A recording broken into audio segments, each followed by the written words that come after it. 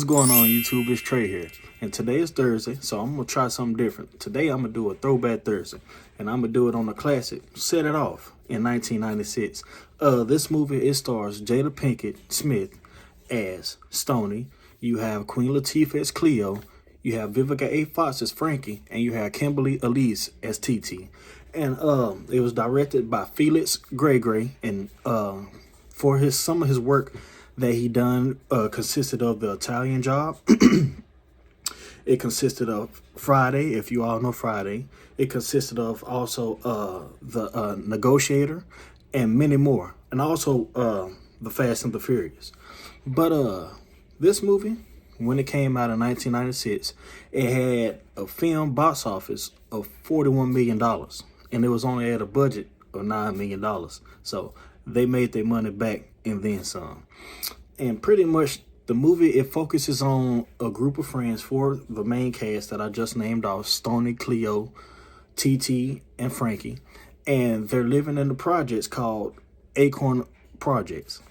And pretty much, they're low income, don't have anything going for themselves, but they want better for themselves.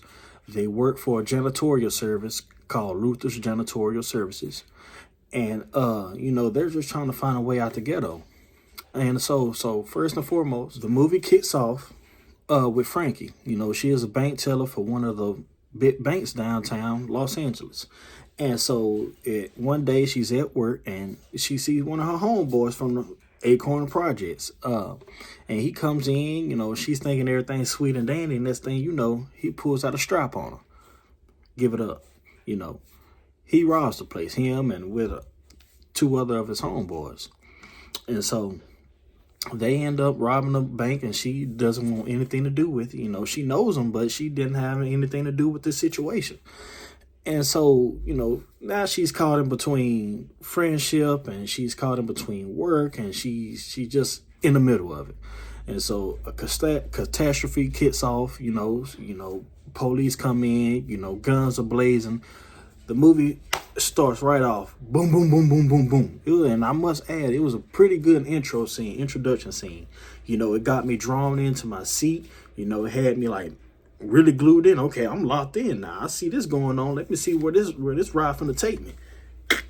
Put the seatbelt on. You know what I'm saying? So that's where I was in that situation and how I liked it. Lives were lost. All the robbers that was in the situation died except for one robber. He made it out. And so, after everything was said and done, the police, they come in and investigate. You got Detective Strode, you got Detective Waller.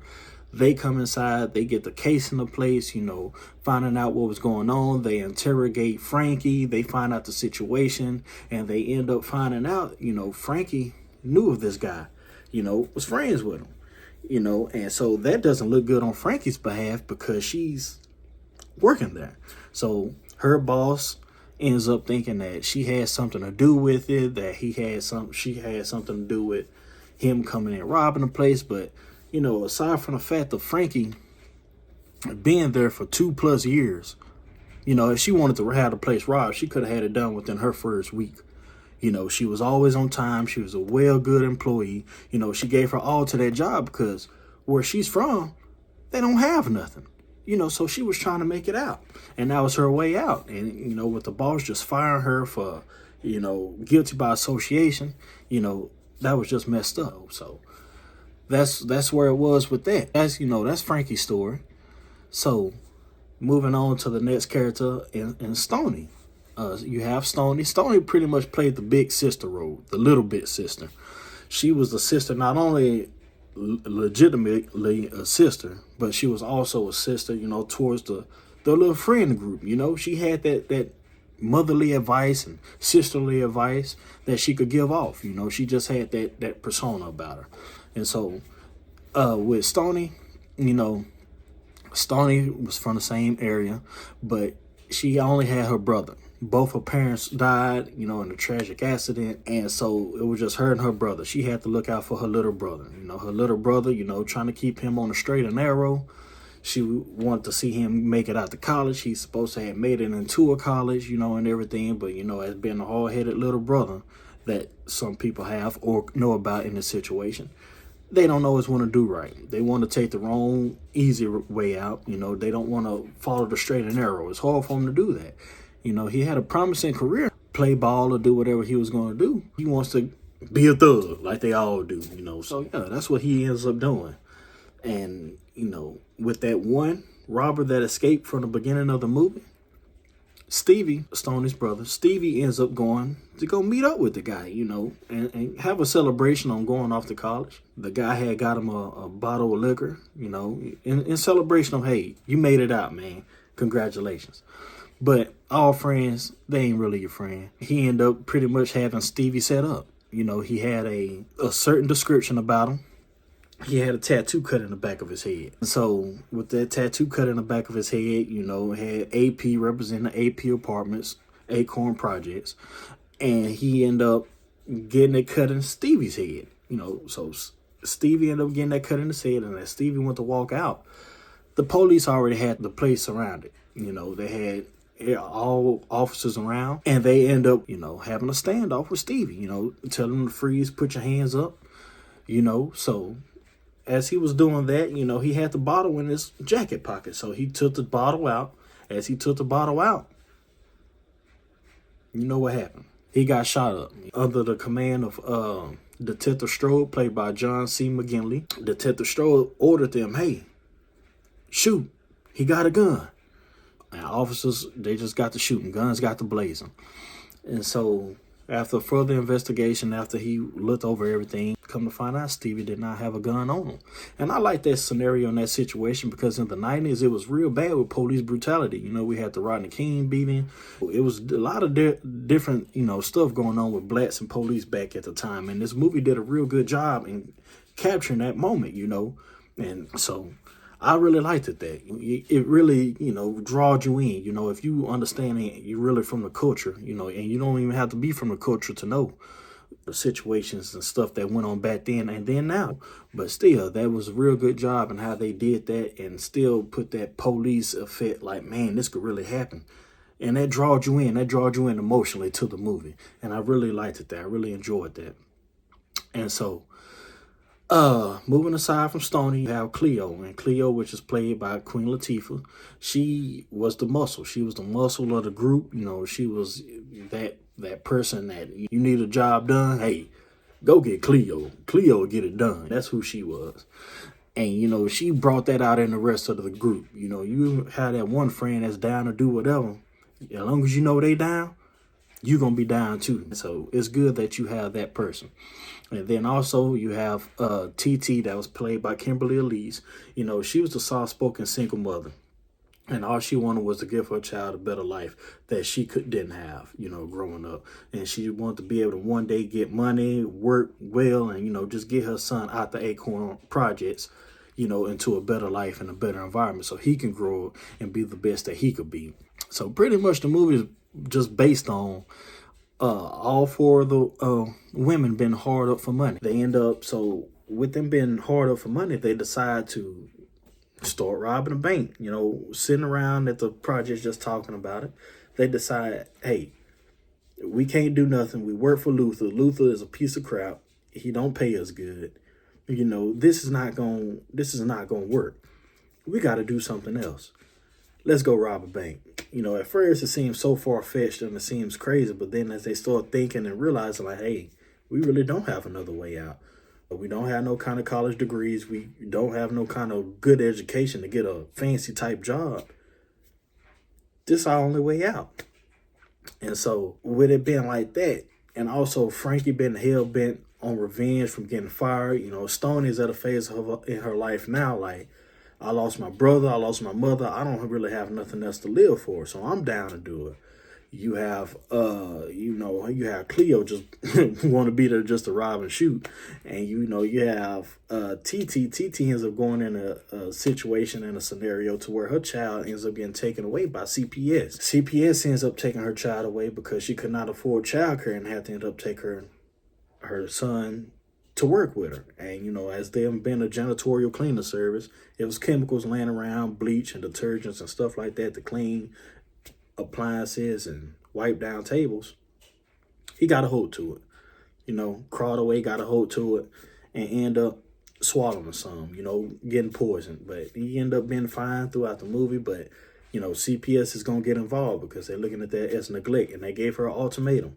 You have a court date and you have to prove that you're able to take care of them financially.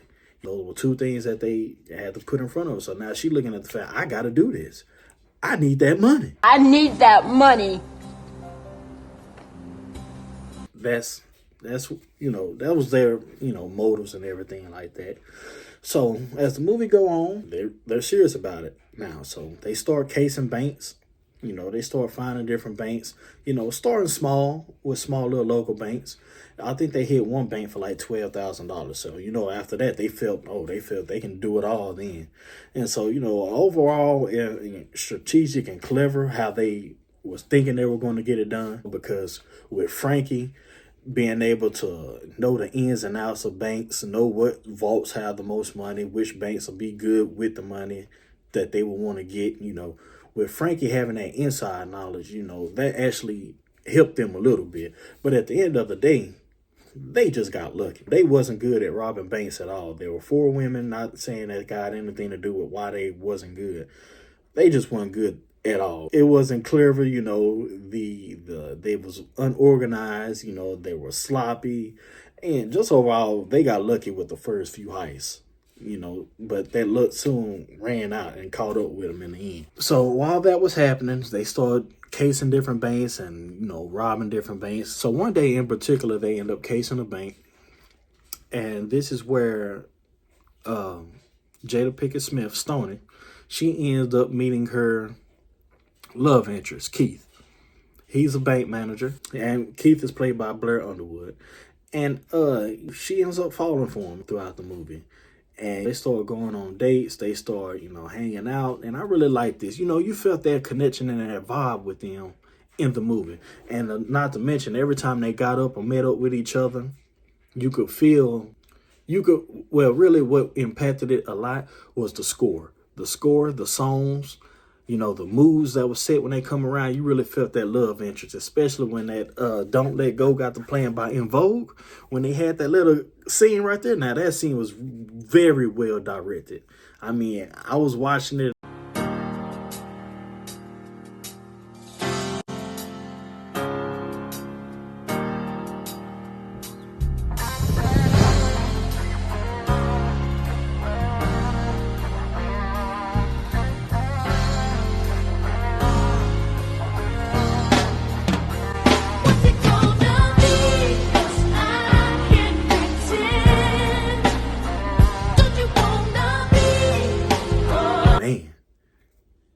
Must be not.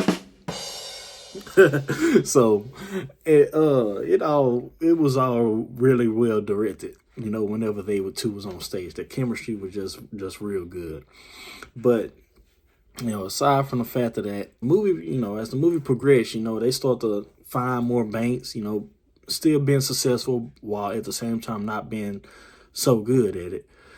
With the Detective Strode and Detective Waller were hot on their trails, they're being watched. The 4 women are being watched every time they go out the house, every time they go to the bathroom, every time they go somewhere, they out there being watched. And so with Detective Strode, with the suspicion of them women being part of the heist, and due to eyewitnesses and video surveillance footage and stuff like that, and also to mention Detective Strode, he was played really good. His character was that type of character to where they have a good heart, they have a good interest in mind, but at the end of the day, they got to do what got to get done. And that's what his situation. The night that he ordered the people to shoot Stevie because he thought he was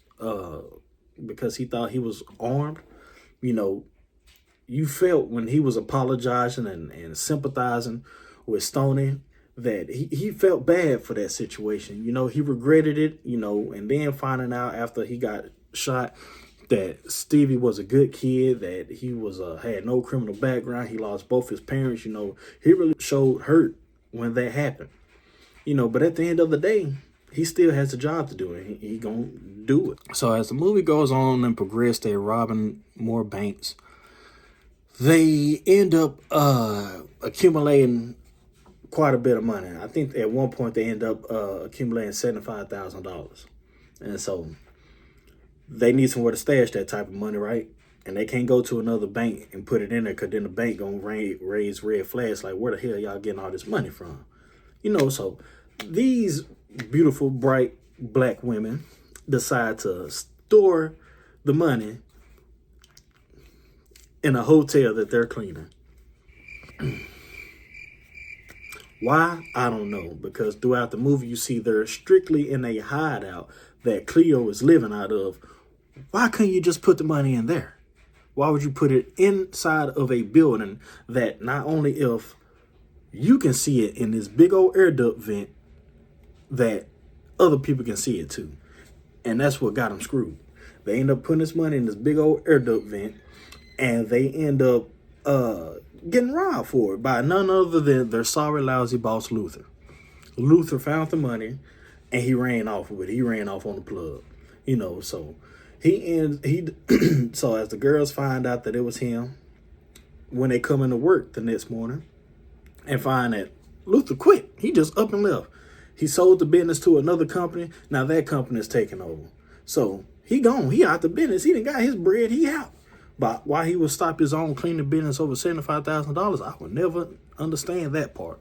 But hey, to each his own. They end up finding out where Luther was with some information from a Black Sam that was played by Dr. Dre. And so they end up locating Luther. But once they locate Luther in this little hotel motel, of course the money gone. You know, you give somebody that ain't never had nothing, you give them $75,000, they gonna think, shoot, this is it for me. I done accomplished life. I don't need nothing else in life. So what else they gonna spend their money on? Women, liquor, drugs, and jewelry. And that's what Luther did. Luther spent all that money on those 4 objects, and that made no sense. So as they ran inside Luther, as he was getting his freak on with a prostitute woman, he ends up catching Cleo slipping while she was distracted talking with Frankie. He ends up pulling a gun from under his pillow. As they have a standoff, luckily TT, she came prepared, and she shot Luther in the back, killed him dead. But while killing, you know, that caused a red flag. That brought more problems on than they already had. As that happened, they find out they have no money. Now they running from cops. They trying to run from, you know, murder charges. They trying to run from all kind of stuff all at once. The whole world is just crashing down on them. So now down to the final resort. You know, they got the drop on a new bank. Well, not a new bank, but another bank that they can rob. And this is one of the biggest banks in downtown Los Angeles. This is just so happened to be the same bank that Keith, Stony's boyfriend, is working at. And that is a big problem. As they try to talk to Stony about it and understand where they coming from, and try to get Stony to understand, you know, this is what it is and this is what's going to happen. You know, Stony finally agrees, okay, yeah, maybe you're right. Maybe this is what needs to happen. And so she ends up calling Keith to get him out the bank. You know, hey, we need you to get out the bank, and I need you to meet me down the street so I can talk with you. But it was just a fake out to get him out the bank so he wouldn't get hurt, he wouldn't get harmed, because at the end of the day, she had feelings for the dude. But as he got that call, he was in the middle of a briefing with Detective Strode and Detective Waller, and they was in there, you know, pretty much giving them a rundown that you guys could possibly be next to get robbed, to get burglarized. And as he was looking at the video surveillance footage that they were showing him, he got to looking and got to thinking and got to, oh, shucking now. I know that ain't my baby, Stony. He gave that look on his face, you know, and sure enough, it was her. And as he got the call from Stony, he fled down there because he wanted to talk and see what was up. But of course, when he gets there and wait around, there's no Stony. So as he's out of there, you know, the meeting is over. Detectives, they go on about their business. They didn't even make it a full block before the girls, they ran inside, and then the call comes back on the radio.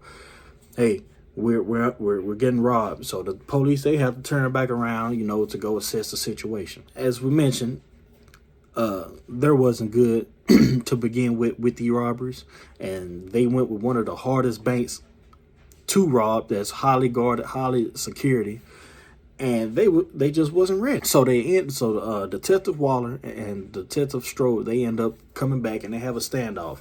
They have a standoff with TT, Stony, and Cleo. And as they're having a standoff,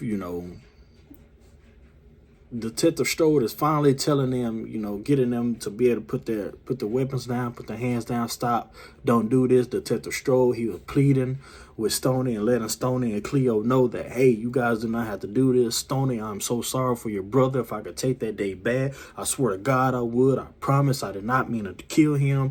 I've regretted every single day, just pleading with Stony, like letting her know I truly apologize, and so as they were having that go on, one of the security guards that should have obviously seen that the situation was under control, he comes in and starts shooting.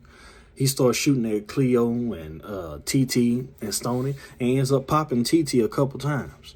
Shot TT a couple times, and so they end up having a bit shootout. And with the shootout that was happening, they end up making it out and dragging the wounded TT along with them. They end up making it out. And so once they was evading high-speed chase and finally evaded the police, it was a real emotional exchange with TT and Stony. They were talking about how Keith gonna be mad at Stony, and Stony was telling TT that, nah, you don't need to worry about him. You just need to worry about what tattoo you're gonna get over that bullet hole. And, it was just a very emotional exchange. And you felt the emotion throughout the movie all the time. You really felt that these four women, they were really close friends, to begin with. And, you just felt that it was real genuine love on the screen as you was watching. And, when TT died, that was just kind of a heartfelt moment. But they still got to get away from the cops. So as they continue to flee, but you might outrun the police car, but you definitely not gonna outrun that helicopter. As the bird was on them, the police helicopter, it was following them around through the city. Following them around every corner, every crack, every cranny. The helicopter was on them, so it was hard for them to get away. So finally, they end up making it under a bridge. Cleo just knew, hey, this is it. I'd rather take one for the team rather than all of us go down. And so she ended up telling Stony and Frankie to get out the car. Stony and Frankie, they got out the car up under the bridge, and then, Cleo took out the bridge to have the police follow her. And as that happens, the most iconic set-it-off scene was when Cleo got shot up. Man, it still hits every single time. Cleo, she went out there and she took it like a soldier. She took it like a man.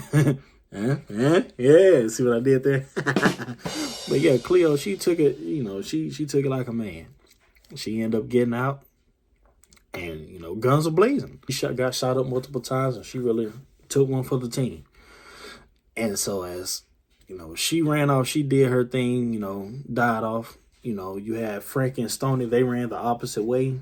And once they made it off, they got out their clothes, and then they ended up hugging each other, and they went their separate ways.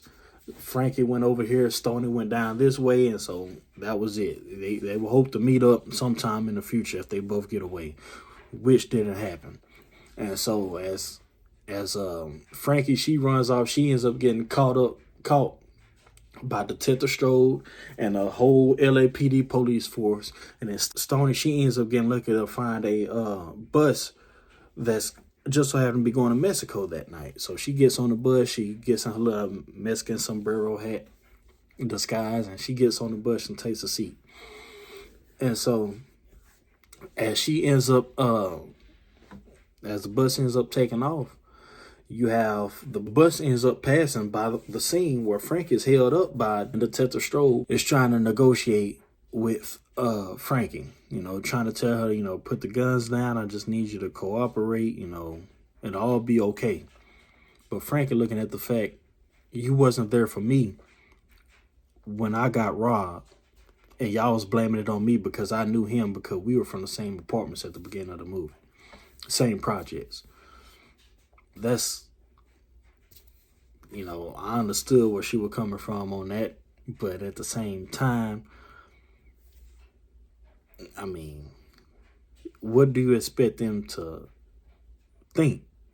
Y'all grew up together, y'all from the same place. So as the bus passing by, you see the standoff with Detective Strode and Frankie.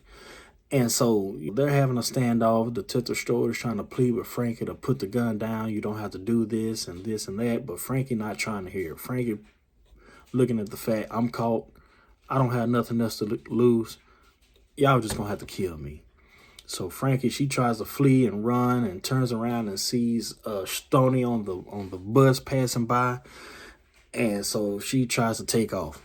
Where she was trying to go, I don't know. Maybe it was just to get killed. But if you just wanted to get killed, why not just raise your gun to the police and shoot at them? Why turn around and try to run off? And she acted like she wants to run to the bus that Stony was on. Then they both would have got caught. So they end up shooting Frankie as she runs away, and Stony is just there watching. She sees the whole thing. She sees the whole scenario go down. So as Detective Strode walks over to Frankie and checks on her to make sure that she's dead or alive, finds out that she's dead. Detective Strode, he just so happens to look up, and who does he see? None other on the bus passing by. Stony. He sees her.